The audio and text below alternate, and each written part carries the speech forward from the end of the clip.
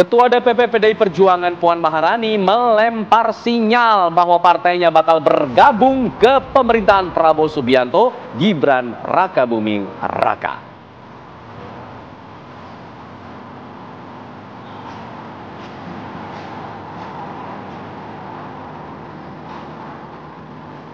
Presiden Joko Widodo berpamitan dan meminta maaf kepada masyarakat.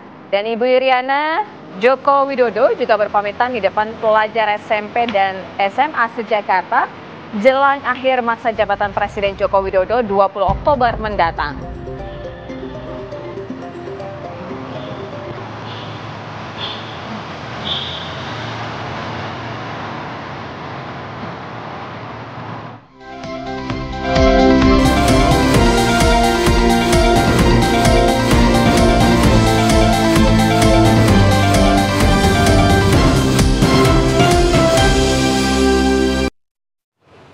Assalamualaikum warahmatullahi wabarakatuh. Selamat pagi, assalamualaikum pagi. Semuanya, sehat ya?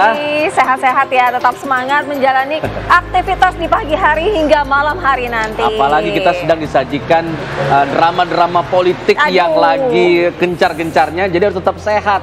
Nih, karena nggak boleh lengah sedikit pun nih. Ada istilahnya naik bukit pemetik sawo, lengah sedikit semua merapat ke Prabowo.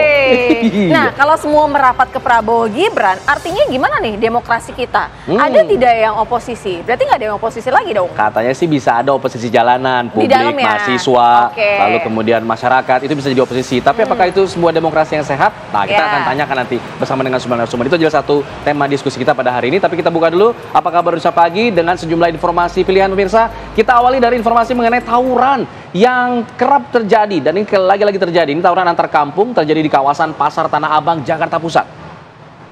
Pemirsa, tawuran ini terjadi akibat salah paham waktu bermain bola antara remaja kampung Masjid Jati Bundar melawan Kebon Dalam Jati Baru.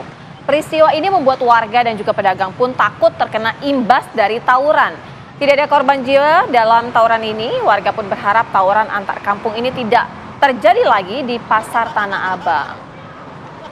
Tidak hanya di Tanah Abang, jangan terjadi lagi di Indonesia, janganlah gitu ya. Iya, udahlah, cukuplah. Jadi para remaja ini fokus saja belajar gitu untuk mengukir masa depan yang lebih baik lagi. Jangan ada yang hal-hal negatif seperti ini ya. Rata-rata memang karena faktor lingkungan ya, terbawa oleh rekan-rekannya dan segala macam. Kita beralih ke informasi lain pemirsa.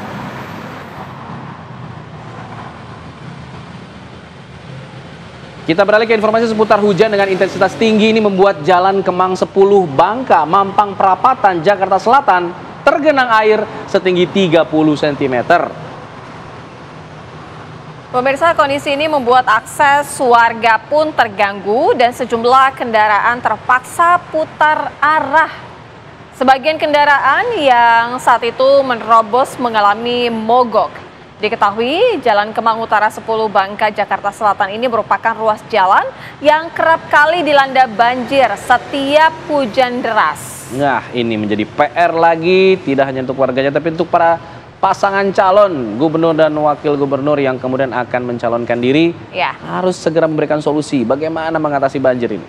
PR yang sulit nih untuk menghindari banjir supaya tidak ada lagi banjir-banjir di Jakarta. Masalah turunan di Jakarta yang sulit sekali diatasi. Kami hadirkan pemirsa informasi selanjutnya untuk Anda, di mana ini akibat drainase buruk, jalan raya di Cadas, Kecamatan Priuk, Kota Tangerang, Banten pun terendam banjir. Selain itu, banyaknya tumpukan sampah yang menghambat saluran juga menjadi salah satu penyebab utama banjir. Nah, banjir ini mengakibatkan sejumlah kendaraan pun mogok sehingga mengalami kemacetan panjang. Warga berharap pemerintah daerah segera melakukan perbaikan saluran drainase yang buruk ini agar banjir tidak terulang lagi, dan terulang lagi.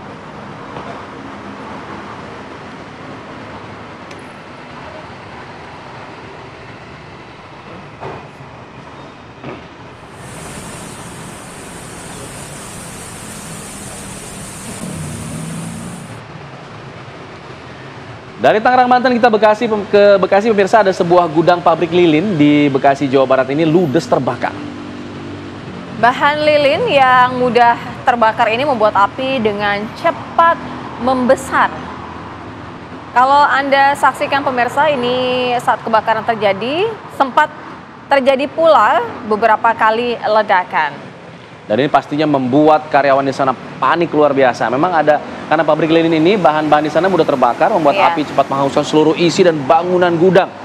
Sempat juga tadi disebutkan juga ada beberapa kali ledakan, 11 mobil damkar bahkan dari Dinas Pemadam Kebakaran Kota dan Kabupaten Bekasi harus langsung diterjunkan ke lokasi untuk menetralisir api. Nah, sejumlah petugas pemadam kebakaran ini harus mendapatkan penanganan medis juga lantaran mereka terkena sesak nafas akibat asap yang ditimbulkan saat upaya pemadaman api.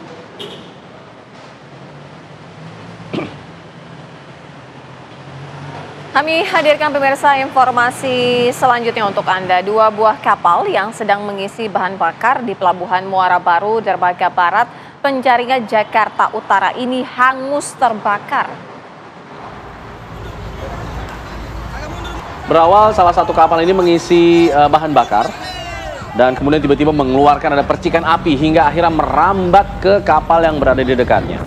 Warga yang berada di dekat lokasi kejadian ini pun membantu untuk memindahkan barang-barang yang berada di pinggiran dermaga lantaran khawatir api yang begitu besar.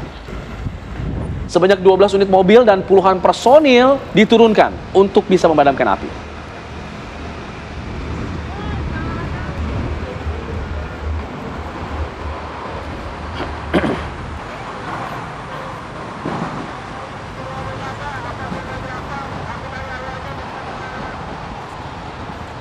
Dari informasi lain pemirsa, warga Petukangan Utara, Jakarta Selatan dikejutkan dengan penemuan penghuni kos yang sudah diketemukan dalam kondisi tewas pada Selasa malam lalu.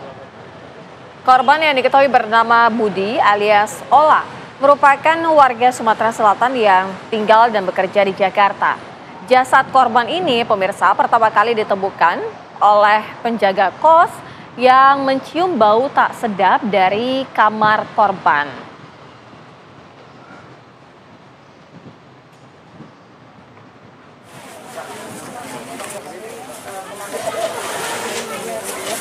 Pemirsa, seorang pembegal sepeda motor memilih bersembunyi di gorong-gorong Jalan Jakarta Bandung setelah gagal melakukan aksinya.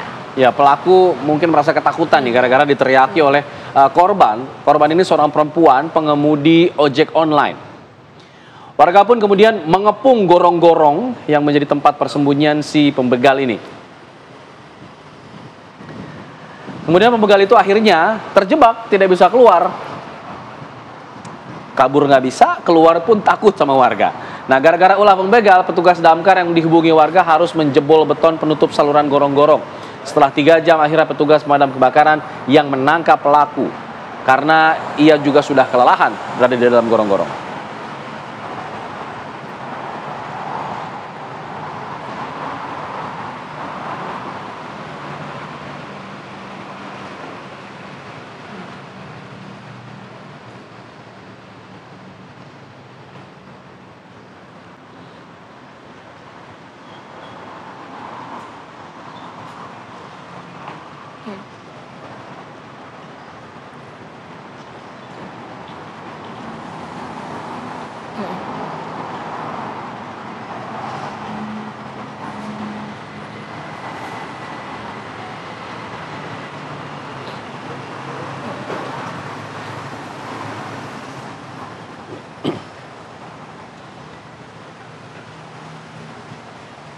Pemirsa, sudah saatnya kami mengajak Anda untuk bergabung bersama dengan rekan kami dari NTMC untuk memantau bagaimana arus lalu lintas saat ini di pagi hari ini. Ya. Ada Brigadir Medina yang akan mengabarkan langsung dari Semanggi, Jakarta. Silakan, Brigadir Medina.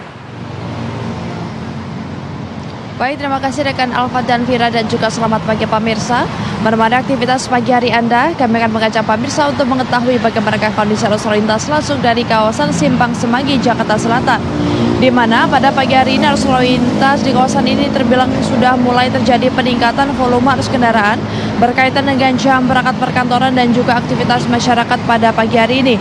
Yakni arus lalu lintas dari arah Gatot Subroto yang akan menuju ke arah Selipi ataupun Tomang dan juga Grogol pagi hari ini dalam situasi ramai lancar, dan kami menghimbau bagi Anda para pengendara yang melalui jalur arteri diimbau untuk mengambil jalur sebelah kiri untuk mengurangi imbas kemacetan bagi para pengendara yang akan memasuki tol Senayan. Kemudian arus lalu lintas dari arah Gatot Subroto yang akan berbelok kiri menuju ke arah Kuningan, Pancoran ataupun Cawang, maupun yang akan melintas di bawah flyover menuju ke arah Blok M ataupun Bundaran HI. Saat ini sudah mulai terjadi peningkatan volume arus kendaraan yang didominasi oleh kendaraan pribadi baik roda 2 maupun roda 4. Diimbau kepada Anda para pengendara agar selalu menjaga batas laju kecepatan maksimal kendaraan Anda untuk keselamatan diri Anda pribadi maupun pengendara lain. Dan kemudian arus lalu lintas di tol dalam kota dari arah Cawang yang akan mengarah ke Selipi pagi hari ini dalam situasi ramai dan juga lancar. Dan kecepatan kendaraan di kawasan ini dapat ditempuh berkisar 40 hingga 50 km per jam. Kemudian di tol dalam kota dari arah Selipi akan mengarah ke Cawang pagi hari ini terlihat sudah mengalami perlambatan kecepatan kendaraan karena memang tadi sekitar pukul 5.30 telah terjadi kecelakaan di kilometer 5. Kami menghimbau kepada Anda para pengendara agar tetap sabar dalam menunggu antrian kendaraan Anda dan selalu menjaga jarak aman kendaraan Anda untuk keselamatan diri Anda pribadi maupun pengendara lain. Dan pemirsa, perlu kami informasikan kembali bahwa di kawasan ini merupakan kawasan ganjil genap sehingga plat nomor genap saja yang dapat melintas di kawasan ini. Dan untuk kendaraan berplat nomor ganjil silahkan melewat jalur alternatif lainnya. Dan untuk sesi pertama sedang diberlakukan yakni pukul 6 hingga 10 pagi nanti. Dan untuk sesi kedua diberlakukan pukul 4 sore hingga 9 malam.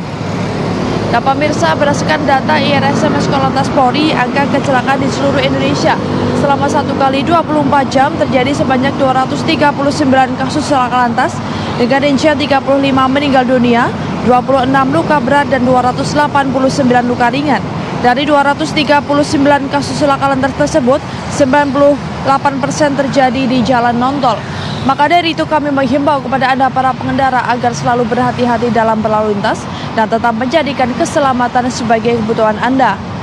Nah, pemirsa, bagi Anda yang ingin mengupdate informasi selengkapnya seputaran arus lalu lintas, Anda dapat menghubungi call center kami di 15169 ataupun melalui SMS kami di 9119.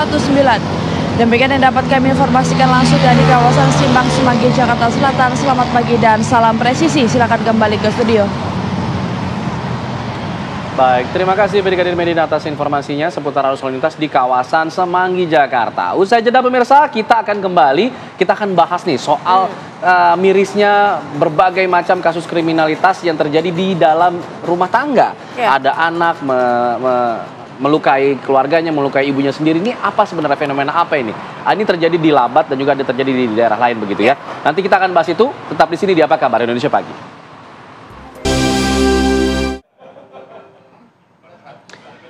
Pemirsa, seorang ibu kandung di Labuan Batu Utara, Sumatera Utara ini dengan tega menggorok anaknya yang masih berumur 18 hari hingga meninggal dunia. Ya pemirsa, jasad bayi laki-laki ini ditemukan tewas mengenaskan di ruang tamu rumah di Dusun 3 Desa Bangun Rejo, tepatnya di Kecamatan Nas 90. Pelaku inisialnya adalah YW, ibu kandung dari korban. YW dan Wahyudi, suaminya ini sudah dikaruniai 2 anak perempuan sebenarnya. Sedangkan korban ini merupakan anak ketiga dan laki-laki jenis kelaminnya. Dari keterangan pihak kepolisian dari Polres Labuan Batu, pelaku ini mengaku tega membunuh karena merasa cemburu, takut kasih sayang suaminya nanti bisa terbagi hanya tertuju pada si korban anak laki-laki yang memang sangat diharapkan kelahirannya oleh sang suami atau sang ayah dari korban.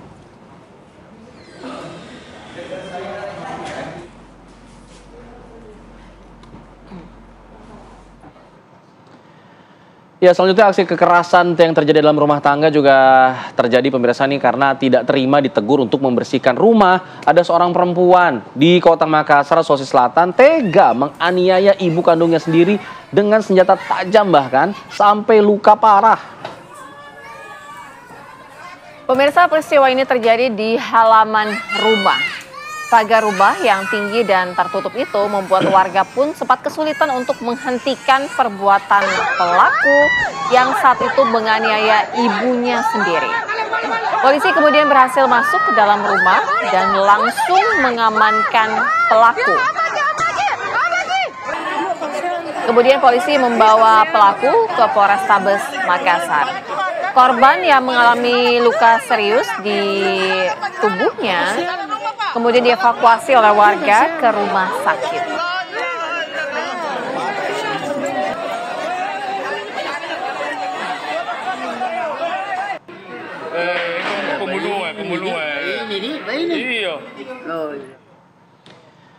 Ya, kita akan coba mendalami mengenai kejadian tadi ya. Bagaimana seorang anak yang diduga mengalami ODGJ di Makassar, Sulawesi Selatan menganiaya ibunya sendiri. Kita coba berhubungan atau mengontak ketua RT dari lingkungan tempat si korban berada dan juga pelaku berada. Ada Mas Harifudin. Selamat pagi Mas Harifudin. Selamat pagi Mas Harifudin.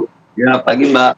Ya Mas Harifudin, kita ingin tahu sebenarnya bagaimana sih keseharian dari keluarga ini, Mas Harifudin ini? Keluarga seperti apa sih interaksi dengan warga sekitar dan lain sebagainya? Apakah sempat juga terdengar sempat ada pertengkaran selama ini? Izin menjawab, ini keluarga sulit dijelaskan Pak, karena dia itu keluarganya tertutup. Jadi dia kurang sosialisasi sama masyarakat. Jadi masyarakat kurang mengenal juga dari keluarga itu atau seperti apa ya Mas Harifudin? Kami kurang mengetahui apa motif dan keseharian si keluarga ini, karena dia sama sekali tidak ada sosialisasi ke seluruh masyarakat di sekitar. Tidak adanya yang namanya komunikasi antara tetangga, jadi kita kurang pahami yang namanya apa keseharian dari keluarga tersebut. Oke. Tapi dugaan ODGJ ini memang sudah diketahui warga begitu, bahwa sang pelaku anak dari korban ini juga mengalami gangguan kejiwaan? Kalau masalah seperti itu Mas, kita susah bahasakan, karena dia juga tidak nampak bagaimana, karena dia sempat pernah kerja juga. Kalaupun dia kena ODGJ, mungkin belum setahun lah kena ODGJ. Iya. Ada tidak komunikasi dari sang ibu, yaitu yang korban, mengenai kondisi anaknya kepada Mas Harifudin selaku ketua RT ataupun warga mungkin sekitarnya, dari tetangga? Kenapa Mbak? Mungkin tidak ada komunikasi yang dilakukan dari korban yang merupakan ibu dari ODGJ ini mengenai kondisi anaknya sebelumnya kepada Mas Harifudin selaku ketua RT ataupun sebagai tetangga lainnya? Nggak ada penyampaian sama sekali Mbak. Karena ini anak sebelum kita kenal yang namanya ODGJ-nya, dia itu pulang kerja masuk rumah sudah nggak keluar. Nanti keluar rumahnya itu dia pada saat mau pergi kerja. Setelah dari itu pulang kerja langsung masuk rumah, tidak pernah kita lihat yang namanya dia keluar rumah. Jadi dia itu kesehariannya itu cuma dalam rumah. Jadi kita susah tebak dia. Dia tertutup orangnya karena tidak ada pergaulan sama sekali dengan masyarakat.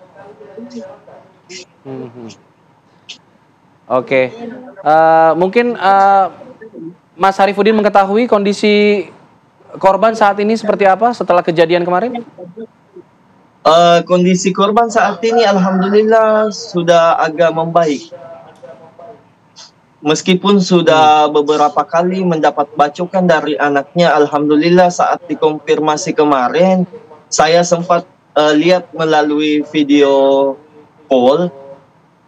Alhamdulillah si korban sudah mulai membaik. Ya, baik. Sudah sadar. Terima kasih Mas Harifudin atas informasinya, dan pemirsa kita juga sudah terhubung bersama dengan Ustazah Khotrun Nada yang sudah bergabung bersama kami untuk memberikan insight bagaimana cara menjaga keharmonisan rumah tangga juga ya. Betul. Selamat pagi. Assalamualaikum Ustazah. Assalamualaikum Ustazah. Waalaikumsalam warahmatullahi wabarakatuh. Bagaimana kabarnya di studio? Sehat semuanya ya? Baik, alhamdulillah. Baik, alhamdulillah. Ya, tadi kita sudah dengar sendiri ya Ustazah ya, tapi nanti kita akan coba bahas lebih dalam usai jeda ya Ustazah. Usai jeda kita akan kembali. Tetap di sini di Apa Kabar Indonesia Pagi.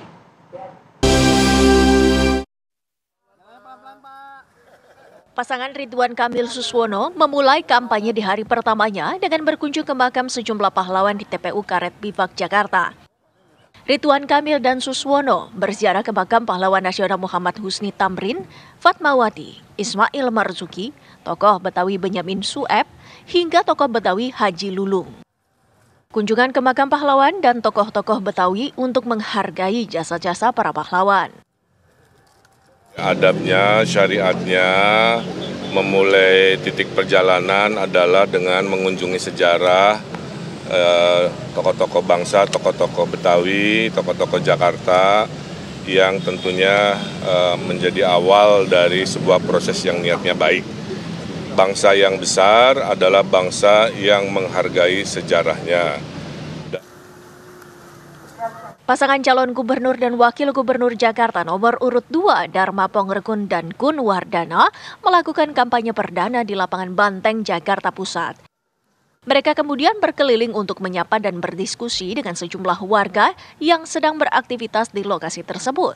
Pasangan nomor urut 2 ini memilih lapangan Banteng sebagai titik kampanye pertama karena dinilai memiliki makna filosofis dan historis.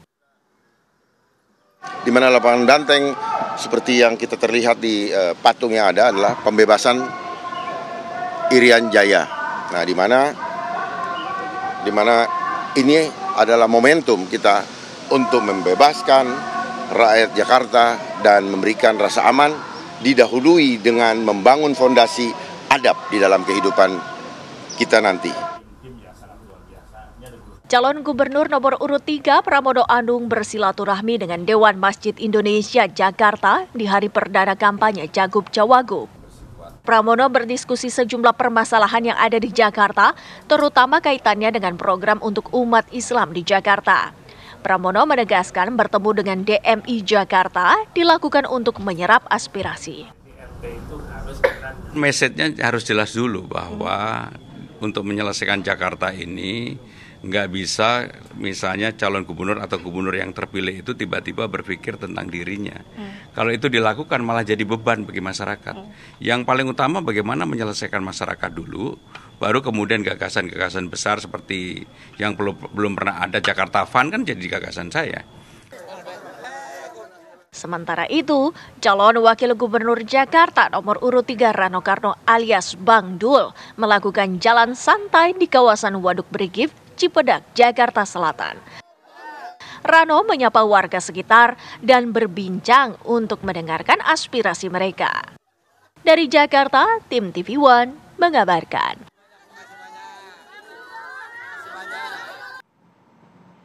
Pemirsa, Menteri Pertahanan yang juga Presiden terpilih Prabowo Subianto ini menghadiri rapat kerja bersama Komisi 1 DPR RI. Rapat bersama ini menjadi rapat terakhir dari Prabowo Subianto sebagai Menteri Pertahanan Republik Indonesia. Ya, Prabowo tiba di gedung DPR RI sekitar pukul 14:39. Ya, kedatangan Prabowo ini langsung disambut oleh Ketua Komisi 1 DPR RI Mutia Hafid, ada juga Wakil Ketua Komisi 1 Sugiono, dan Menteri Hukum dan HAM Supratman Andi Aktas, dan juga ada Wakil Menteri Pertahanan.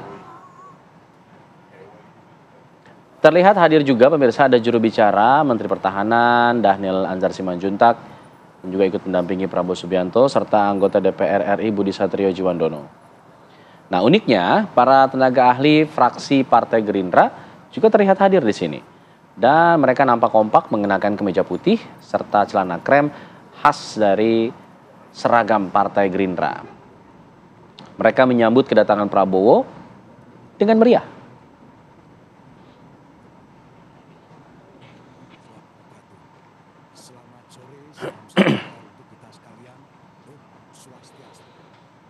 Ya, kita ajak Anda pemirsa untuk kembali berdialog mengenai kasus mirisnya kekerasan dalam rumah tangga yang akhir-akhir ini kerap terjadi. Sudah tersambung bersama kami ada Ustazah Kotrunada yang sudah sejak segmen pertama tadi sudah bergabung. Selamat pagi, Assalamualaikum Ustazah. Assalamualaikum Ustazah. Waalaikumsalam warahmatullahi wabarakatuh. Selamat pagi semuanya. Pagi Ustazah, kalau kita lihat ini sepertinya semakin miris. Kalau kekerasan dalam rumah tangga biasanya terjadi antara suami ke istri biasanya seperti itu. Tapi kemudian sekarang kok mulai merambah ke lain-lain ini, anak ke ibunya sendiri, bahkan ibu ke anak yang masih 18 hari. Ini apa dari kacamata Islam seperti apa sih kemudian KDRT ini diterangkan begitu? Baik, Masya Allah ya. Bismillah, alhamdulillah, wassalatu wassalamu ala rasulillah.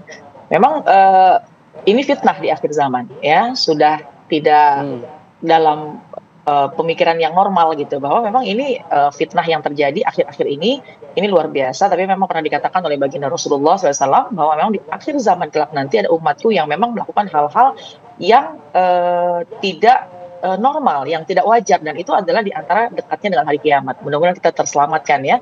Namun tidak bisa kita hindari, itu adalah takdir qadarullah yang sedang terjadi di zaman sekarang. Cuma menurut saya adalah ketika kita menghadapi permasalahan semacam itu, yang harus kita jadikan pandangan pertama, apa latar belakangnya. Ya, baik tadi ada anak dengan ODGJ yang tega membunuh orang tuanya, ibunya sendiri gitu ya, atau seorang ibu yang baru melahirkan, menganiaya. Kemudian juga ketika ada seorang ibu yang tega juga melakukan kekerasan kepada anaknya, ini pasti ada yang melatar belakangi. Ya, di antaranya adalah yang menjadi permasalahan beda-beda nih. Cuma satu sumbernya yaitu bagaimana psikis mereka. Ya, ada masalah dari ketidakterimaan, tadi ada diceritakan bahwa ada kecemburuan gitu. Kemudian ketika ada hal-hal yang tidak dia terima, kemudian hal-hal yang tidak biasa mereka alami. Seperti, mohon maaf, ketika ibu yang baru melahirkan, itu memang kan mengalami satu, tidak semuanya ya, tapi kebanyakan, dan mungkin ada beberapa yang mengalami dan juga ada yang tidak mengalami, seperti baby blues. Ya, ketika melahirkan tuh ada psikis yang merasa asing dengan anaknya, kemudian mungkin karena kelelahan, mungkin juga karena kebiasaan yang baru gitu ya. Itu semuanya menjadi latar belakang permasalahan. Pun juga tadi kenapa seorang anak tega menganiaya, menzolimi orang tuanya, mungkin juga ada latar belakang dengan hal yang dia terima tidak sesuai keinginannya. Nah, solusinya adalah bagaimana pendampingan, ya, kedekatan, baik dari keluarga, baik dari lingkungan, dan yang terpenting adalah memang dari agama.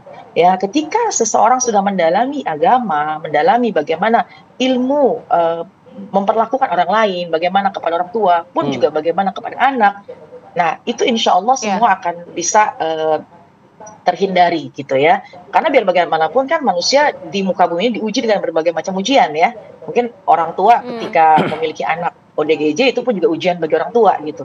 Namun bagaimana mengalaminya, bagaimana mengatasinya kan dengan dasar ilmu agama, sehingga lebih sabar, kemudian ada interaksi sosial yang baik.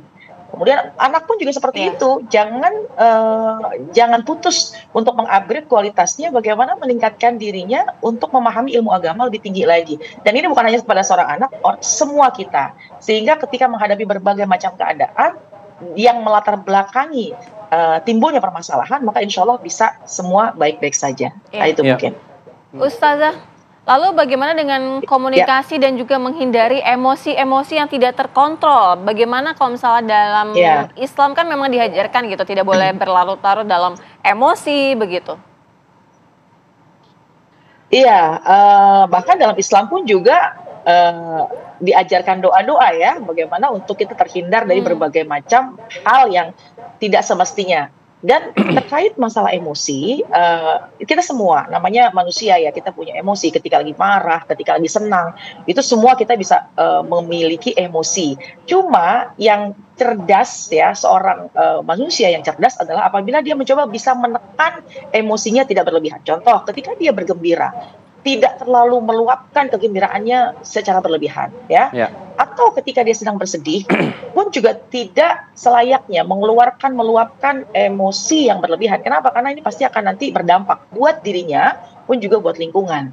Jadi oleh karena itu memang pendampingan dari keluarga ya, kemudian juga sosialisasi dengan lingkungan. Karena ada baiknya kita punya tetangga, kita punya komunitas, kita punya kawan, maka mungkin sebaiknya itu kita bisa buka komunikasi sehingga terbuka juga pikiran kita tidak terlalu terkungkung sendirian gitu. Jadi karena kalau kita punya masalah kemudian kita merasa sendirian, itu menjadi salah satu alasan juga sehingga kita akan sulit untuk mengkontrol semuanya gitu ya. Jadi mungkin dengan tadi di antara saya mengutip sedikit kurang berkomunikasi. Nah, itu mungkin juga menjadi pelajaran buat kita bahwa kita punya tetangga tentunya dengan komunikasi yang sehat, waktu yang bisa kita atur, itu pun juga mungkin bisa kita jadikan solusi. Keluarga, pasangan terdekat, kemudian juga lingkungan, dan yang tidak kalah penting adalah bagaimana cara kita untuk menetralisir emosi kita dengan cara ibadah kepada Allah. Baik, Ustazah, kalau kita lihat dari dua kasus yang kita bahas ini misalnya, saya melihat seperti ada absennya peran kepala keluarga. Saya juga sebagai seorang kepala keluarga begitu. Bagaimana sih harusnya menempatkan diri sebagai seorang kepala keluarga di tengah keluarga yang mungkin sedang bermasalah begitu? Iya, memang dalam Al-Quran Allah firmankan ar-rijalu qawwamuna 'alan nisa, ya, bahwa laki-laki itu kedudukannya adalah di atas kaum perempuan. Termasuk ketika seorang suami memiliki seorang istri, kemudian memiliki keluarga, maka peran penting adalah seorang suami untuk bagaimana mengatur, mempola mereka untuk sesuai dengan syariat. Jadi peran pertama adalah seorang suami nih ya, PR-nya agak double nih, bahwa lebih ekstra dalam mencoba menjadi berusaha meskipun mungkin belum maksimal, tapi berusaha untuk menjadi pemimpin yang baik untuk keluarganya. Karena ketika ada permasalahan, maka peran suami ini bisa sangat-sangat bermanfaat untuk lingkungan. Namun, bukan hanya kita serahkan kepada seorang kepala keluarga suami, istri pun juga harus mendukung, mensupport, dan mengupgrade kualitas dirinya, belajar bagaimana menjadi pendamping yang baik, menjadi ibu yang baik, sehingga bisa menjalankan keluarga dengan sebaik-baiknya. Dan lagi-lagi nampak bahwa masalah itu kan pasti ada. Ya, masalah itu pasti ada. Jadi oleh karena itu bukan saja kita serahkan kepada kepala keluarga, tapi kepada seorang istri pun juga harus perlu mengetahui, ya, sehingga apa solusi yang terbaik. Pun juga bukan hanya orang tua, anak pun juga semacam itu. Jadi sekarang ketika ada institusi atau ada sebuah perkumpulan untuk mengupgrade pendidikan baik dari swasta maupun negeri, itu mungkin bisa kita jadikan salah satu pilihan gitu ya untuk memahami. Jadi kalau ditanya bagaimana untuk meningkatkan kualitas, masing-masing harus mengupgrade dengan belajar. Suami, istri, anak terus mengupgrade kualitasnya agar bisa mengatasi masalah dengan baik ketika menghadapi sesuatu hal yang berat. Baik. Terima kasih Ustazah Kotrunada sudah berbagi bersama kami. Insya Allah ya, mudah-mudahan tidak ada lagi ya peristiwa-peristiwa kekerasan dalam rumah tangga ataupun dalam apapun ya. Terima kasih Ustazah.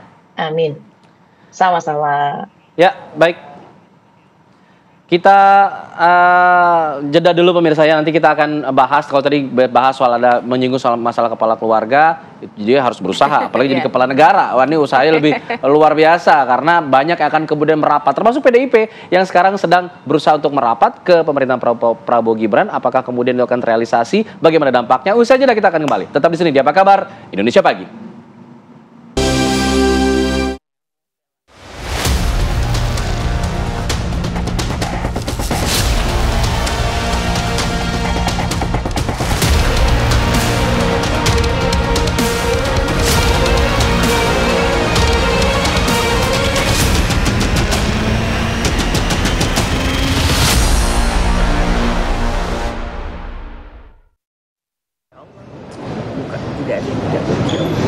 Tapi udah ada komunikasinya, udah ada selalu berkomunikasi dari sejak selesai pemilu, selalu berkomunikasi. Untuk perlu ada komunikasi, saya udah berkali-kali bertemu dengan Pak Prabowo. Kira-kira kapan tanggal pastinya untuk pertemuan antara Bu Mega dengan Pak Prabowo yang sebelumnya dikabarkan sebelum pelantikan?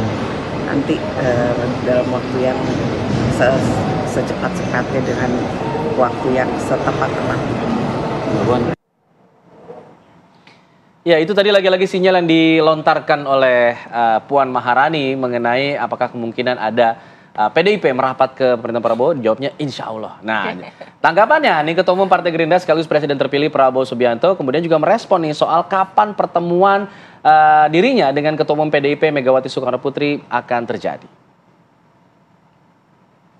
Prabowo pun menjawab pertanyaan wartawan kepada dirinya soal kapan pertemuan dengan Megawati selaku Ketua Umum PDI Perjuangan. Prabowo hanya menjawab singkat, mudah-mudahan insya Allah, sambil tersenyum tanpa memberikan keterangan lebih lanjut lagi.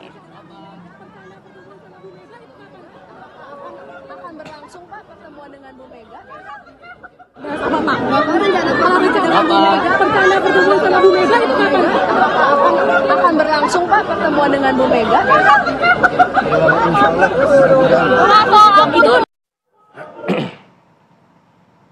Ya, langsung saja kami ajak pemirsa untuk berdialog mengenai ini ya, PDI Perjuangan yang rencananya akan merapat ke pemerintahan Prabowo Gibran. Sudah ada bergabung bersama kami di studio Mas Ahmad Khairul Umam, analis politik Universitas Paramadina Jakarta. Selamat pagi Mas Umam. Pagi Mbak. Pagi Sehat Mbak. ya Mas ya? Alhamdulillah. Siap untuk berbincang ya.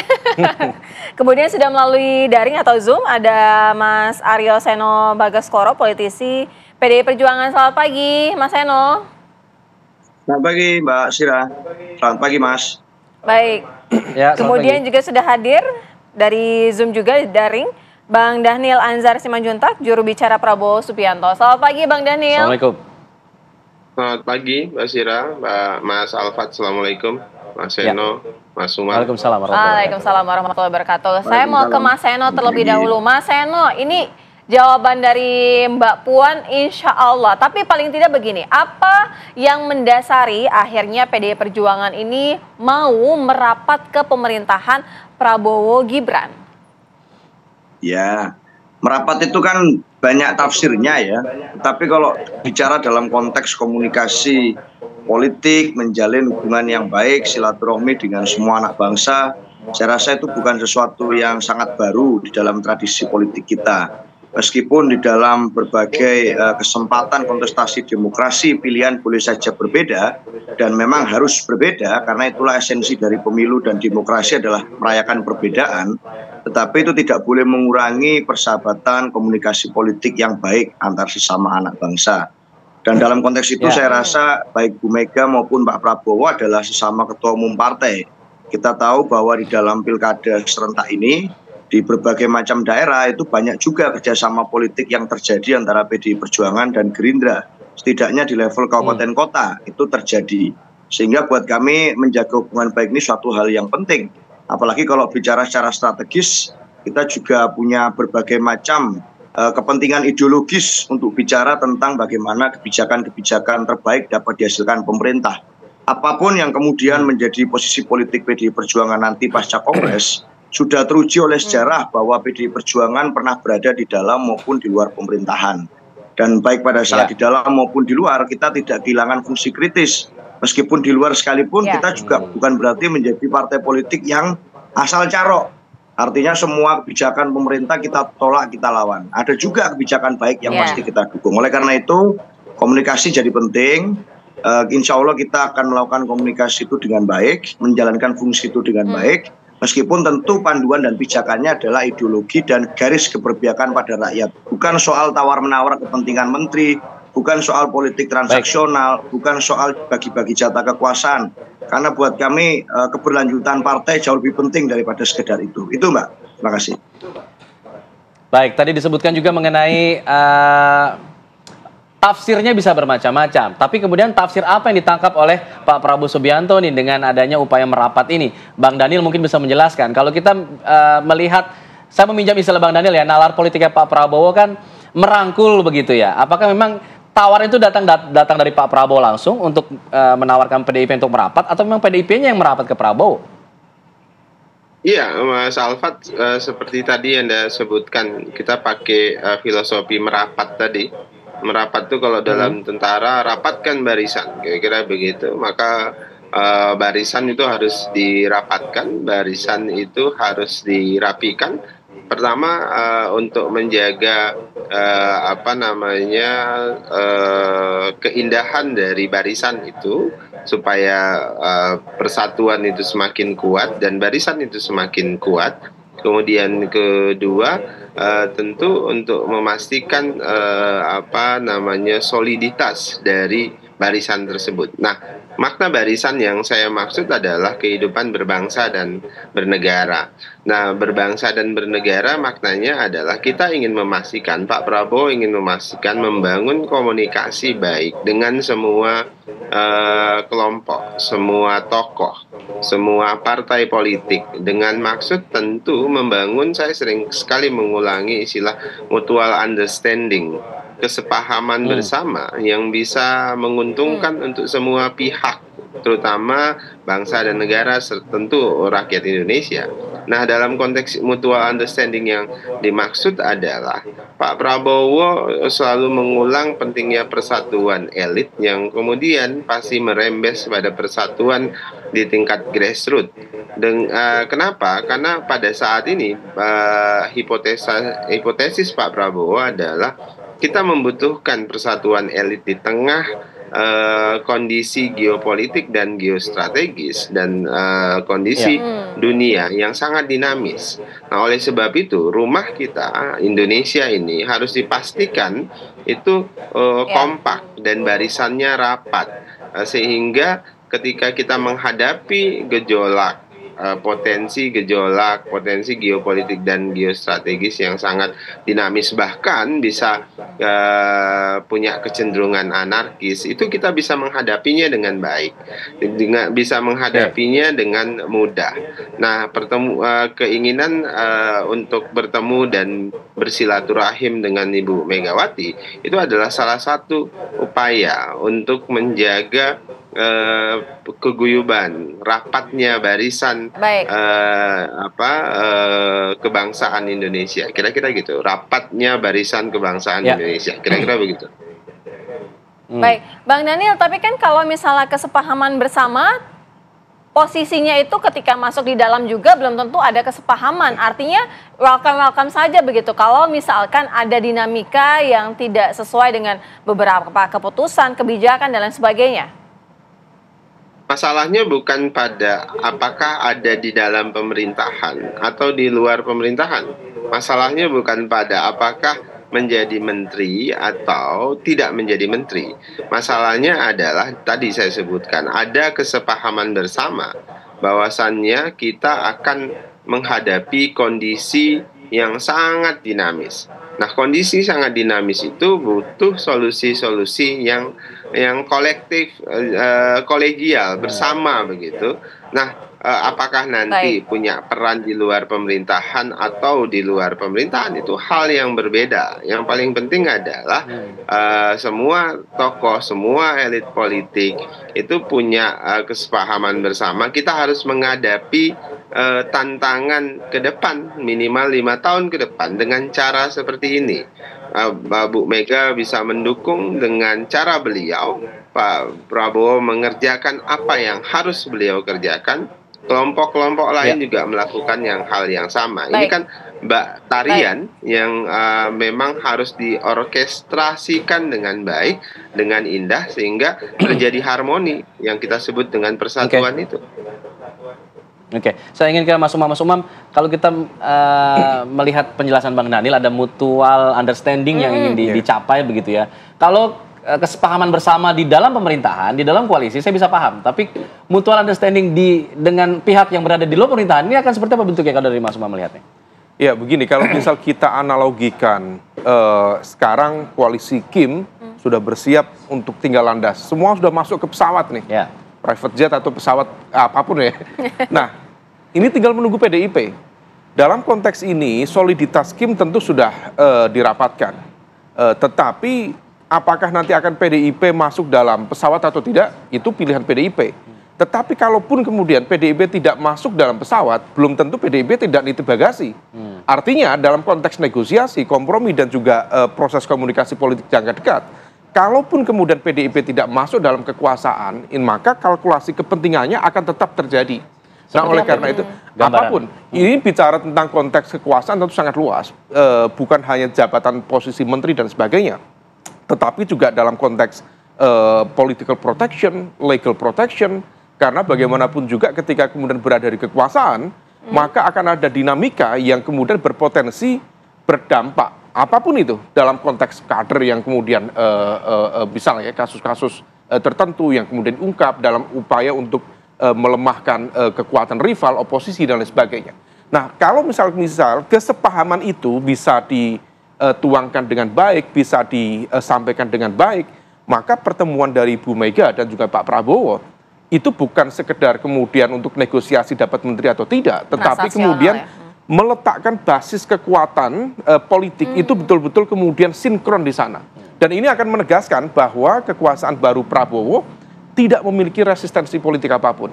Dalam konteks dengan Pak Jokowi tentu berada di dalam, Pak SBY berada di dalam, dan Bu Mega yang memiliki resistensi misalnya dengan Pak Jokowi juga bisa dirangkul oleh Pak Prabowo. Artinya bahwa ini tidak ada beban, dan hal itu akan memberikan sinyal yang sangat positif, terutama bagi transisi kekuasaan, karena praktis di berbagai kesempatan, di berbagai pengalaman, transisi kekuasaan terutama di 1 tahun pertama itu seringkali mengalami turbulensi, instabilitas politiknya cukup kuat. Nah, kalau misal ini tidak dihandle dengan baik, maka ini bisa oleng. Dan itu akan memberikan impact pada kredibilitas dan juga legitimasi pemerintahan baru. Yang kedua, dalam konteks strategis secara geopolitics, dengan bersatunya semua kekuatan, maka ini akan memberikan sinyal yang positif, terutama bagi para investor, bagi dunia internasional, bahwa kepastian hukum dan juga soliditas politik di internal di Indonesia sudah mulai terjaga dengan baik.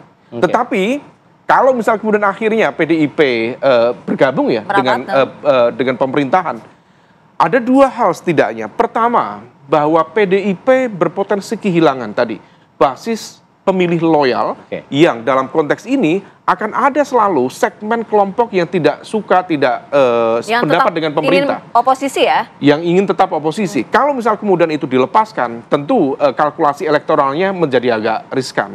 Nah, kemudian yang kedua, dalam konteks lokal, dalam konteks nasional dan juga local good governance, maka praktis dari 8 partai yang ada di Senayan, maka tidak ada kekuatan yang menjalankan fungsi dalam konteks check and balances. Dan rumus ya, saya pikir Acton itu bilang power tends to corrupt, absolute power corrupt absolutely, itu bukan jargon, itu betul-betul rumus. Kalau misalnya kemudian proses kekuasaan tidak ada mekanisme check and balances, itu kalau dalam bahasanya Mas Daniel itu fakta dirusaah itu. Tinggal menunggu waktu, ketika kemudian tidak ada check and balances, maka dia akan memiliki cara pandang yang monolitik. Ketika monolitik terjadi, maka kemudian bisa semau-maunya. Ini yang tidak produktif. Itu nanti kita dalami ya, Mas Umam ya. Usai jeda kita akan dalami bersama dengan Mas Seno dan juga Bang Daniel. Usai jeda, kami segera kembali. Kita lanjutkan dialog, saya ingin ke Mas Seno. Mas Seno, ada yang menarik tadi sempat disampaikan oleh Mas Umam. Ada 2 hal, yaitu di mana PDI Perjuangan ini juga bisa saja kehilangan dari para pendukung loyalnya yang memang masih menginginkan bahwa PDI Perjuangan itu berada di oposisi begitu. Kemudian juga ada mengenai check and balances dari government yang tidak berjalan jika PDI Perjuangan ini memang benar-benar berapat. Bagaimana Mas Seno melihatnya?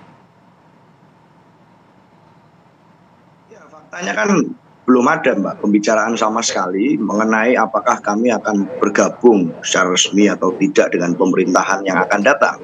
Tetapi bahwa komunikasi itu penting, itu menjadi titik temu poin dari apa yang menjadi pembahasan kita selama beberapa minggu terakhir ini. Faktanya juga pada saat pilkada, di berbagai pilkada yang sangat etalase politik gitu ya, mencerminkan etalase politik di Pulau Jawa, PDI Perjuangan kan berani mengusung calon sendiri. Berbeda dengan arus mainstream lainnya yang kemudian harus bersama dengan kerjasama politik besar, kami mengusung nama-nama kader kami sendiri. Artinya sikap demi sikap yang kami tunjukkan pasca Pilpres sejauh ini tetap konsisten dengan apa yang menjadi poin kami pasca Pilpres kemarin. Bahwa pertemuan dengan Pak Prabowo itu satu hal yang menarik, yang ditunggu oleh banyak orang, yang diantisipasi oleh publik. Kita akui bahwa memang perlu komunikasi antar tokoh bangsa, antar negarawan untuk bisa memastikan spektrum ideologi dari arah politik kita ke depan itu tetap sama. Apalagi kan kemarin juga TAP MPR tentang Bung Karno juga sudah dihapuskan oleh MPR. Artinya ada satu optimisme bahwa nilai-nilai ajaran ideologi yang kami percaya selama ini itu bisa menjadi satu haluan bangsa ke depan. Dan itu perlu proses komunikasi dengan banyak pihak. Tetapi bukan serta-merta lalu kita akan semuanya lalu melakukan fungsi pragmatis, fungsi transaksional di dalam komunikasi tersebut. Karena buat kami seperti yang sering dikatakan oleh Ketua Umum, bahwa garis politik dan kebijakan PDI Perjuangan adalah keberpihakan pada rakyat. Perlu ada mekanisme di sana, sehingga kami sebutkan berulang kali. Ada mekanisme kongres, ada bagaimana menyerap aspirasi dari publik, dari akar rumput, dari kader, termasuk pertimbangan kontemplatif dari Ketua Umum yang akan menjadi pijakan nantinya dalam bagaimana kami mengambil keputusan terkait posisi politik PDI Perjuangan. Jadi ini masih panjang, pertemuan demi pertemuan tentu tidak bisa serta-merta menentukan posisi politik PDI Perjuangan, tetapi bahwa kami perlu untuk berbicara dengan banyak pihak, kami perlu untuk menjalankan tugas negara, bagaimanapun PDI Perjuangan masih adalah pemenang pemilu legislatif. Itu menjadi satu hal yang harus untuk berbicara dengan banyak pihak. Poinnya di sana. Mas Seno. Oke, kalau tadi dikatakan Mas Seno bilang komunikasi itu penting, tidak melulu soal transaksional di dalam pemerintahan. Tapi tadi Mas Umam juga mengatakan jangan-jangan bisa jadi ada PDIP mengincar ada legal protection atau political protection di situ agar kemudian tadi Mas Seno juga sempat mengatakan keberlangsungan partai menjadi hal yang utama bagi PDIP. Ya, analogi Mas Umam tadi kan cocok ya, gimana ini mau lepas landas, mau naik pesawat, tapi pakai pesawat jenis apa? Kalau saya melihatnya kan ini pesawat jangan-jangan ini udah super Airbus ini, Mas. Artinya kan ini sudah Airbus, pesawat gede, ya toh, isi yang menumpang juga banyak. Jangan-jangan kalau terlalu banyak yang menumpang malah nanti kritik publik adalah jangan-jangan nanti kelebihan muatan ini kalau terlalu banyak yang naik di Airbus tersebut. Maka dari itu harus dipertimbangkan betul bagaimana nanti apa yang menjadi konteks dalam pemerintahan ke depan. Persatuan menjadi satu hal yang penting yang kita percaya iya. Bahwa di dalam Pancasila kita percaya ada sila ketiga persatuan Indonesia iya. Tetapi membaca Pancasila itu kan harus satu kesatuan dari kanvas. Artinya persatuan Indonesia itu baru akan berlangsung kalau kerakyatan yang dipimpin oleh hikmat kebijaksanaannya juga berlangsung. Artinya demokrasinya berlangsung dengan baik. Jangan sampai persatuan kita utamakan, persatuan para tokoh, persatuan elit kita utamakan, tetapi bicara tentang nilai kerakyatan, bicara tentang nilai demokrasi, publik banyak mengkritik di sana. Saya rasa itu Pancasila yang kita sepakati menjadi tidak paripurna kalau hanya salah satu sisi. Itu Mas dan Mbak. Baik. Bang Daniel, ada yang menarik disoroti oleh Mas Umam tadi. Ini ada bisa terjadi monopolik, kemudian juga check and balances-nya tidak berjalan jika memang semua ini terangkul dengan baik. Bang Daniel.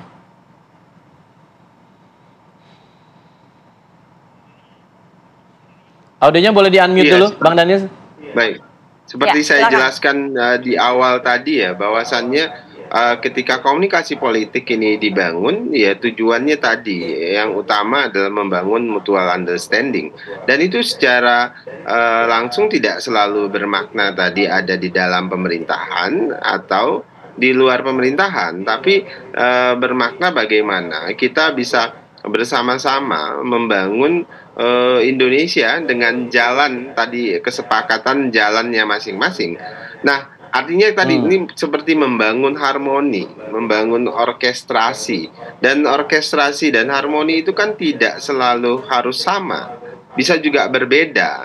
Dan pilihan-pilihan perbedaan itu adalah pilihan yang sangat demokratis. Nah, oleh sebab itulah komunikasi, kalau silaturahim lah, kalau dalam bahasa Mas Umam itu tadi, silaturahim ini penting sekali untuk mengikat kedekatan hati. Ada komunikasi yang intens sehingga apapun nanti bottlenecking misalnya dalam komunikasi atau sumbatan dalam komunikasi itu bisa diselesaikan dengan mudah, dan itu menguntungkan seluruh rakyat Indonesia. Itu yang paling penting bagi Pak Prabowo pada saat ini. Nah, kalau kemudian nanti sikap politik PDIP memutuskan tetap di luar pemerintahan, saya pikir itu adalah bagian yang sangat baik dan harus dihormati. Kenapa? Karena ada pressure group di luar pemerintahan yang bisa mengontrol seluruh kerja-kerja pemerintahan, dan kita harapkan proses itu berjalan dengan baik, dan itu bisa menjaga demokrasi kita lebih baik ke depan. Oke, jika memang diharapkan memang ada kontrol, jika kemudian PDIP berada di luar pemerintahan dan terus mengontrol pemerintahan Pak Prabowo Subianto, tapi tadi Bang Daniel juga mengatakan ada kesepahaman bersama. Nah, coba boleh dijelaskan Bang Daniel, kesepahaman seperti apa jika kemudian PDIP berada di luar pemerintahan, apa yang disepakati bersama itu apa begitu?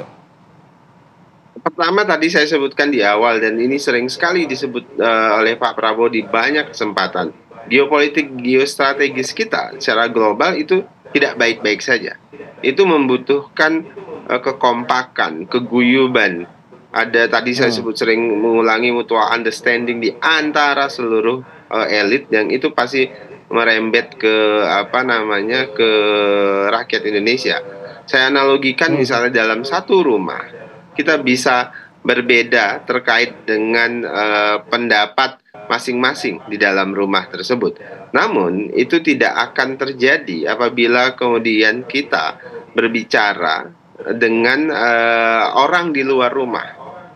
Artinya adalah orang di luar rumah Indonesia ini yang akan kita hadapi ke depan. Itu geopolitik dan geostrategisnya tidak baik-baik, dan membangun awareness, kesadaran publik bahwasannya kondisi global kita itu tidak baik-baik saja, itu perlu. Karena banyak sekali rakyat kita, bahkan elit kita itu tidak sadar betul bahwasannya kondisi global kita sedang tidak baik-baik saja. Mereka mengalami, saya sering sebutnya blessing of unknowing, keberkahan dari ketidaktahuan, sehingga nyaman-nyaman saja. Sedangkan mereka yang memahami, misalnya kami yang bekerja di otoritas pertahanan, itu mengalami suffering of knowing, jadi menderita karena banyak tahu, dan kita berusaha memastikan seluruh rakyat Indonesia, seluruh elit politik Indonesia itu bisa tetap kompak ke depan menghadapi kondisi geopolitik dan geostrategis yang sangat dinamis. Baik, kalau dari Mas Umam, bagaimana melihatnya? Ya, tentu sangat baik kalau misal kemudian komunikasi itu menjadi jembatan ya, yang kemudian bisa mempertemukan titik beda yang barangkali berpotensi menciptakan instabilitas politik di pemerintahan baru.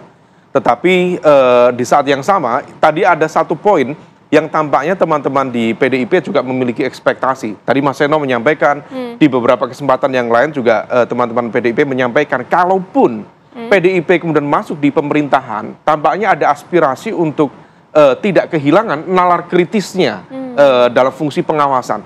Memang baik tetap berada di pemerintahan dan memberikan ruang di legislatif ya, untuk fungsi-fungsi check and balances. Tetapi begini, bahwa kemudian pola itu juga menjadi agak kontraproduktif dengan model kekuasaan yang at least selama 9 tahun kemarin dibangun oleh teman-teman PDIP dengan pemerintahan Pak Jokowi.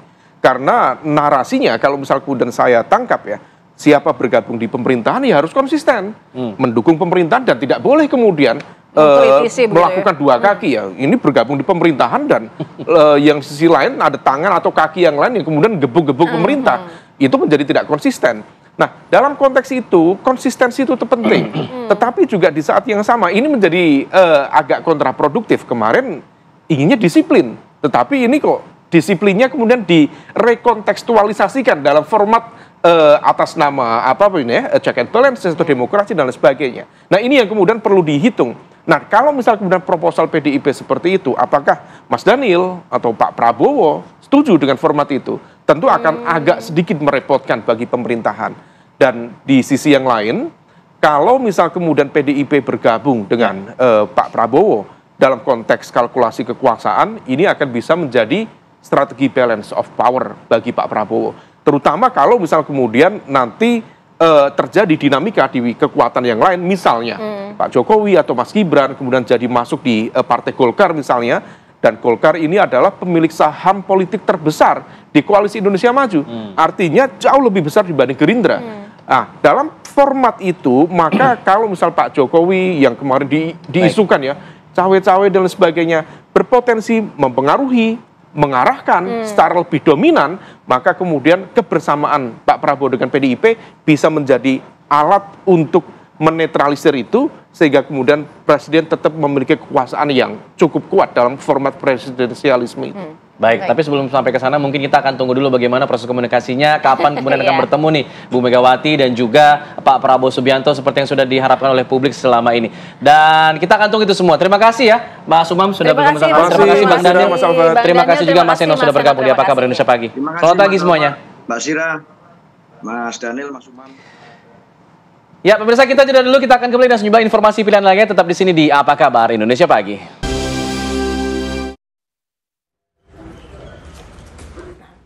Pemirsa, Ketua Umum Kadin Indonesia, Anindya Novian Bakri, bertemu dengan Menteri Komunikasi dan Informatika, Budi Ari Setiadi, untuk membahas mengenai dunia usaha, khususnya di bidang information, communication, and technology, dan juga kemajuan ekonomi di bidang digital.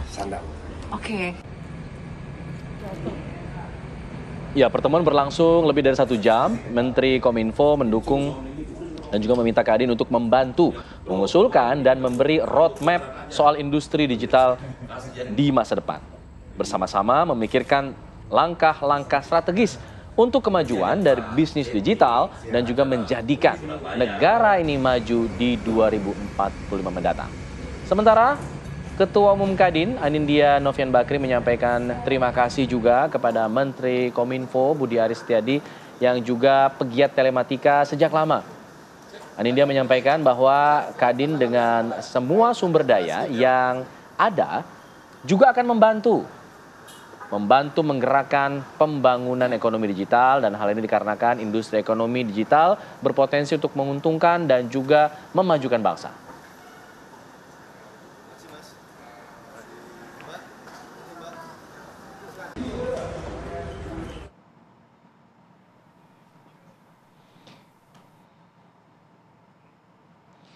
Ya, di agenda giat lainnya, Ketua Umum Kadin Indonesia, Anindya Novian Bakri, juga bertemu dengan Menteri Koordinator Menko Bidang Perekonomian Erlangga Hartarto. Bertempat di kantor Kemenko Perekonomian, Ketua Umum Kadin Indonesia periode 2024-2029, Anindya Novian Bakri ini langsung menuju lantai 3 bertemu dengan Menko Perekonomian. Anindya Bakri menjelaskan pertemuannya membahas kondisi perekonomian domestik serta postur APBN 2025. Pertemuan juga sebagai rangkaian silaturahmi Kadin yang merupakan mitra strategis pemerintah sesuai dengan amanat undang-undang.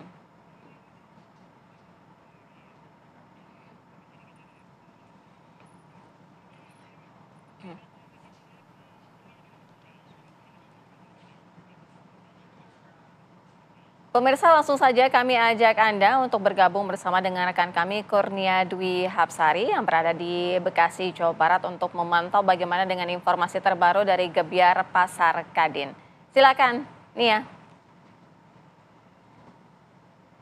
Alfat dan juga pemirsa, dalam rangka HUT Kadin yang ke-56, pada pagi hari ini kami mengadakan Gebyar Pasar Kadin yang berada di Pasar Baru Bekasi Timur, Kota Bekasi, di mana pada awal tahun 56 ini sudah hadir Ketua Umum Kadin Indonesia periode 2024-2029 Anindya Bakri, dan juga nanti akan hadir Ketua Kadin Kota Bekasi Gunawan dan PJ Wali Kota Bekasi Bapak Zaki Muhammad, di mana saat ini Bapak Anindya Bakri sudah masuk ke area pasar ataupun ke area dalam pasar Baru Bekasi untuk berdialog dengan para pedagang pasar. Kemudian di acara Gebyar Pasar Kadin juga akan diadakan pembagian sembako untuk 556 masyarakat sekitar Pasar Baru Bekasi, dan juga ada pemeriksaan gratis oleh Bakri Amanah, dan ada hiburan serta santunan anak yatim.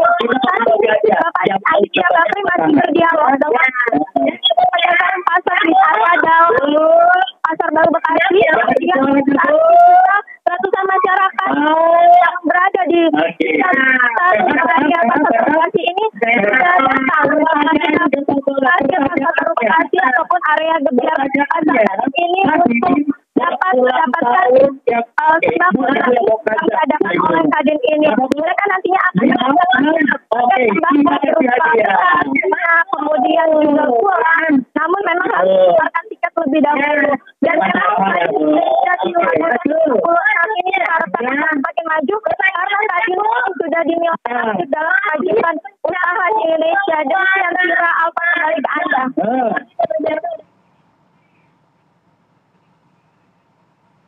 Baik, itu tadi Kurnia Dwi Hapsari mengabarkan langsung dari Bekasi, Jawa Barat mengenai Gebyar Pasar Kadin. Kami mohon maaf juga kalau misalnya audionya agak sedikit kurang jelas. Iya. Ya, kenapa saya juga mohon maaf? Karena ini kayaknya lagi tren nih. Banyak yang mohon maaf.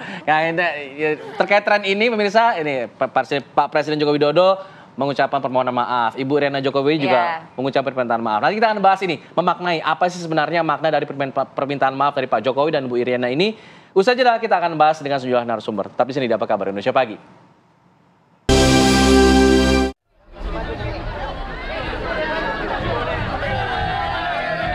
Presiden Joko Widodo berpamitan dan meminta maaf kepada masyarakat di sela-sela kunjungan kerja ke Pontianak, Kalimantan Barat.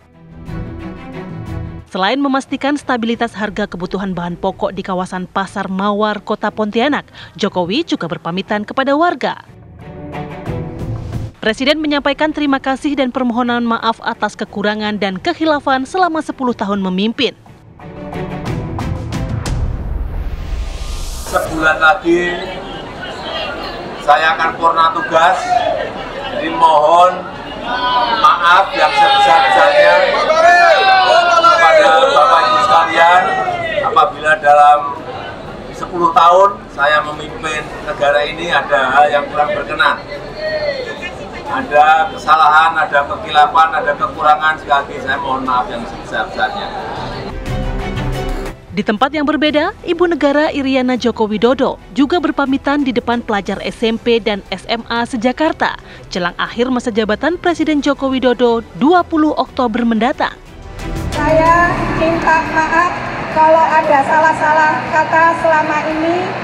Saya tanggal 20 Oktober sudah purna tugas. Saya mengucapkan terima kasih sekali. Dan acara ini bisa dilanjutkan periode yang akan datang. Terima kasih, maaf lahir dan batin untuk semuanya.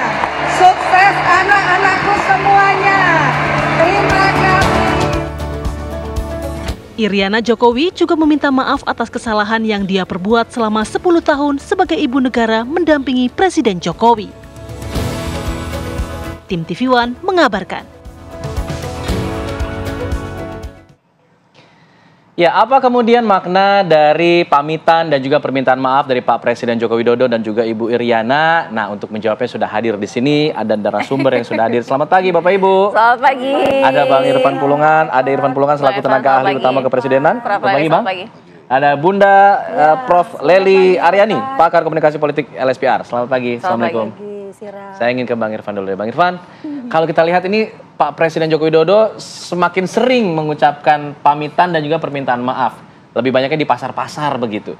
Apakah ini memang muncul dari inisiatif pribadi Pak Presiden Joko Widodo begitu secara spontan, atau memang ada konsep dari istana untuk pamitan juga permintaan maaf ini? Ya, sesungguhnya permohonan maaf itu adalah, kalau saya melihat, adalah budaya timur kita ya. Tradisional lokal kita yang memang itu menjadi ciri khas budaya bangsa Indonesia. Kita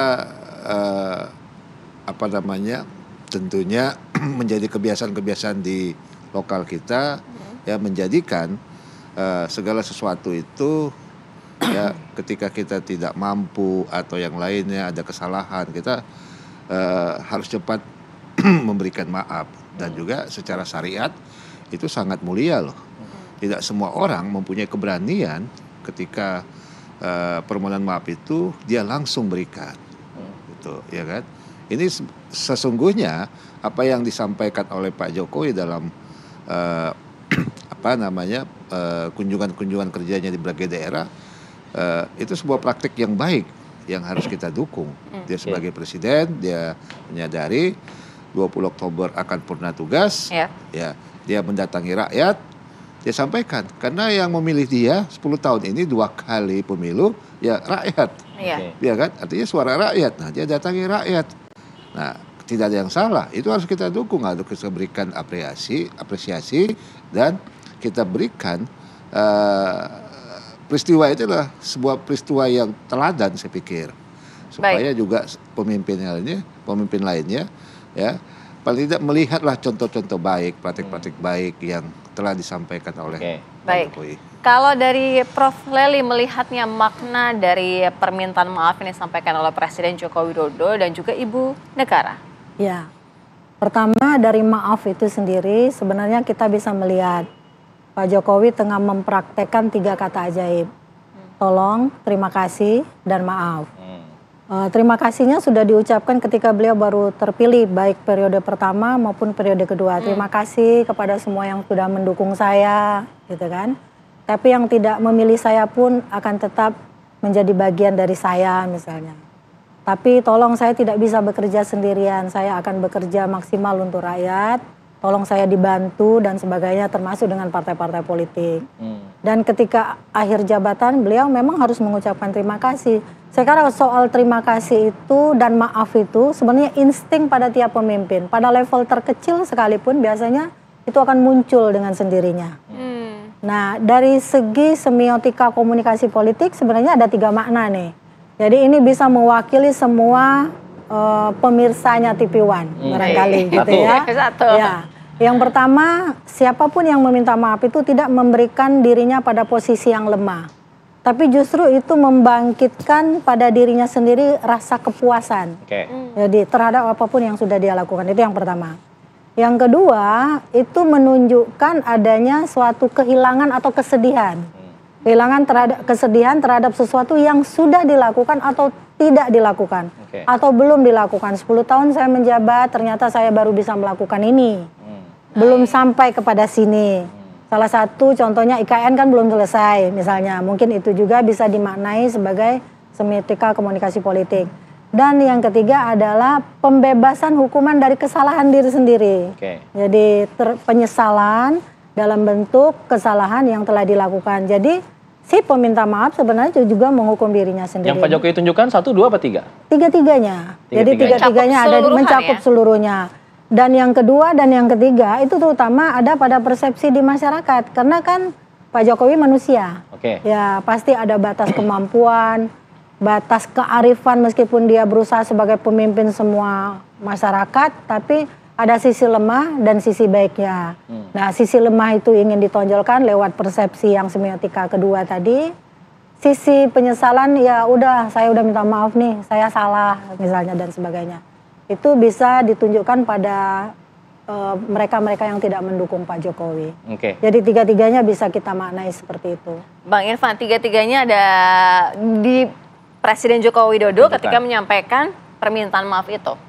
Ya, yang disampaikan oleh Prof. Lely ini kan teori komunikasi politiknya ya, yang digambarkan. Praktek juga seperti itu. Ya, maksud saya adalah tidak salah juga dan kita jangan menafsirkan terlebih jauh ungkapan terhadap permohonan maaf itu, karena ini memang praktik baik yang harus kita lihat sebagai contoh teladan sebagai seorang pemimpin yang dia memahami ya tidak akan bisa sempurna ekspektasi manusia terhadap tugas-tugas yang diberikan kepadanya, ya kan?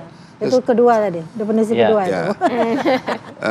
Sekuat-kuat apapun manusia itu pasti ada keterbatasannya. Ya. Ada kekurangannya begitu ya Bang? Ada kekurangannya. Nah, perspektif orang pun melihat itu juga pasti ada apa namanya ada batasnya juga kan? Apakah dia mampu atau tidak gitu. Nah, tapi yang saya lihat adalah ini sebuah keberanian beliau, ya. Itu sebuah kebesaran hati beliau, ya. Dia menyadari ada batasnya menjadi seorang presiden itu.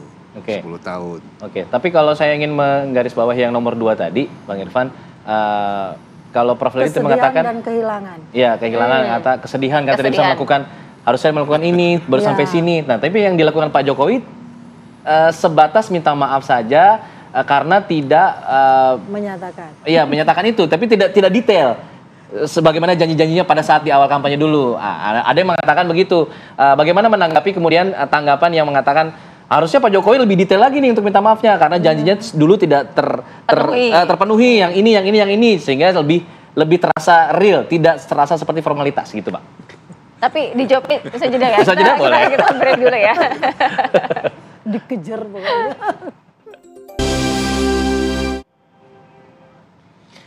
Baik, Bang Rifan, bagaimana kemudian menanggapi tanggapan masyarakat, pandangan masyarakat soal seharusnya Pak Presiden ini bisa lebih detail pada saat minta maaf. Saya dulu janji A nih, sekarang tidak bisa karena ada permasalahan ini, makanya saya minta maaf. Mungkin itu bisa dipandang sebagai lebih real, tidak formalitas. Tanggapannya, Bang? Ya, kalau itu kan kita nggak bisa mengartikan apakah permohonan maaf ini atas sebuah satu persatu yang belum diperbuat, ya. Tapi kalau saya melihat secara pribadi adalah ucapan permohonan maaf yang disampaikan oleh beliau di dalam kesempatan kunjungannya ke daerah-daerah itu adalah sebuah ungkapan dari hatinya yang ditujukan kepada masyarakat. Merinding saya. Ketulusan begitu Bang. Ketulusan. Tadi saya bilang, saya katakan tidak akan semua leader pemimpin yang mempunyai keberanian atau mau ya secara hati nuraninya mengeluarkan kata-kata permohonan maaf. Walaupun banyak publik menafsirkan berbagai macam terhadap permohonan maaf itu. Nah, tadi saya bilang lagi, kembali lagi, itu adalah sebuah praktik baik yang harus kita lihat sebagai contoh teladan dari sebuah pemimpin. Ini adalah sebuah kebiasaan lokal konten kita, ya, yang sudah mentradisi di semua daerah-daerah. Tidak ada yang salah gitu. Justru ini sebuah sikap kemuliaan bagi kita, ya kan? Apakah kita mau misalnya kalau kita punya salah kita berani memaafkan? Belum tentu semua orang misalnya. Nah, terlepas dari perspektif publik tentang program yang belum diselesaikan atau kesalahan macam-macam, itu biarlah interpretasi publik. Tapi yang jelas keberanian sosok beliau itu harus kita hormati, kita harus apresiasi, dan ini menjadi tauladan bagi semuanya dan harus diberikan contoh gitu. Baik. Kalau Prof. Lely melihatnya begini, masyarakat itu kan banyak sekali ya beragam responnya ya. Tapi paling tidak apa sih yang mendominasi seseorang ketika menerima ataupun responnya dari permintaan maaf itu yang disampaikan oleh Presiden Joko Widodo? Iya, karena Pak Jokowi kan pemimpin politik ya. Jadi ini tidak pernah lepas dari persepsi politik. Persepsi politik itu seperti persepsi menjauh mendekat. Jadi ibaratnya kalau kita melihat rel kereta api dari sudut awal sampai ke ujung, sepertinya makin ke ujung makin mengecil. Padahal sejatinya di ujung pun lebarnya sama. Nah, persepsi itulah yang sebenarnya ada pada tiap orang dan kita tidak boleh mengendalikan persepsi orang. Mereka punya kebebasan untuk mempersepsi terhadap objek politik tertentu. Nah, ini biarkan aja seperti itu. Tapi kan tadi saya bilang sebenarnya ada 3 kata ajaib, salah satunya sudah dipraktekkan oleh Pak Jokowi. Ini bukan hanya di negara kita loh, berlaku di seluruh dunia. Minta maaf, tolong, datun lagi terima kasih gitu kan. Pak Jokowi pasti akan berterima kasih atas semua dukungan yang telah diberikan kepada saya selama 10 tahun ini. Tapi maafnya di sini. Tapi Bang Alfat sama Sira bilang masih kurang nih, kurang detil kalimatnya. Bukan saya. Kita bilang masyarakat. Kurang detil. Artinya mewakili Pak Jokowi, Bang Irfan nanti bisa menyampaikan, kan Pak Jokowi masih punya waktu nih. Nanti bila perlu ada dramanya dikit saya bilang nih. Ada air mata penyesalan, air mata kesalahan, air mata kesenangan. Jadi bisa digabung menjadi satu. Makanya persepsinya selalu terkait pada teori itu kadang-kadang menyalahi praktek. Tapi praktek yang berdasarkan teori biasanya mulus jalannya. Itu dipersepsi jauh lebih baik. Tapi politik kan selalu keluar dari jalurnya. Nah, Pak Jokowi sebagai pemimpin yang kita tahu benar nih, kita Mbak Sira yang membahasnya begitu lama di TV One. Ketika beliau hadir pertama kali menjadi pemimpin itu kan memotivasi banyak orang. Orang biasa bisa jadi presiden, wah gua juga bisa nih, kalau gitu kan. Nah tapi kemudian 2019 fenomenanya beda, sehingga persepsi orang juga jadi berbeda. Nah bagaimana meminta maaf atas persepsi yang berbeda ini boleh dilakukan. Orang mau memakai itu terserah dia, yang penting kita udah minta maaf, maka itu akan melegakan hati si peminta maaf. Gitu. Baik, terima kasih banyak Prof. Lely, terima kasih Bang Irfan. Kita tunggu nanti apakah ada kelanjutannya dari permintaan maaf dari Pak Jokowi Widodo ini. Lebih detail lagi apa gitu ya. Apa ada drama? Tapi intinya kita berterima kasih atas kepemimpinan Pak Jokowi Widodo selama 10 tahun terakhir ini. Kita juga mengapresiasi ya. Dan informasi tadi sekaligus menutup jumpa kita ya di Apa Kabar Indonesia Pagi. Tapi sebelum pamit kita sapa dulu rekan kita ada Anggia Ebony, dia Kabar Utama Pagi yang akan memberikan informasi terbaru. Apa headline-nya pada hari ini di sana, Boni? Selamat pagi Alfat dan Sira, tentunya ada sejumlah informasi aktual dan menarik untuk Anda simak. Salah satunya kami akan perbarui informasi mengenai kasus seorang anak yang menganiaya ibu kandungnya di Makassar, Sulawesi Selatan. Ini ada dugaan sang anak mengalami gangguan kejiwaan. Bagaimana hasil pemeriksaan pihak kepolisian dan psikolog? Kami hadirkan sesaat lagi di Kabar Utama Pagi. Baik, terima kasih Anggia Ebony. Pemirsa, jangan lewatkan Kabar Utama Pagi akan hadir sesaat lagi bersama dengan Anggia Ebony. Mewakili kru yang bertugas, saya Sira Safira. Saya Alfat Tauhid, pamit undur diri. Terima kasih. Sampai jumpa.